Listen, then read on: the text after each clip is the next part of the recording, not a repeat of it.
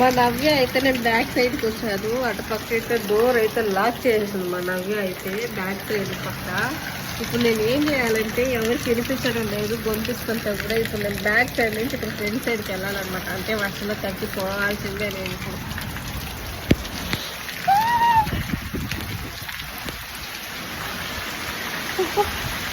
చూడండి మా గొడవలు, మా బట్టలు. ఇంతకు ముందేనండి నేను కూడా రుచికారేసాను. షిరిడీకి పోయేసి వచ్చాం కదా, ఇంకా అక్కడ యూజ్ చేసిన బట్టలన్నీ చూడండి ఎట్ అయిపోయినాయి నా బట్టలు. అయ్యయ్యో ఎంత గలీజ్గా మూనుకున్నాయి చూడండి టీషర్ట్స్. అవే రాయరు,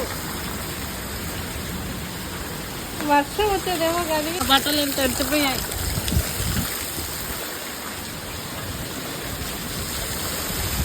చూడండి.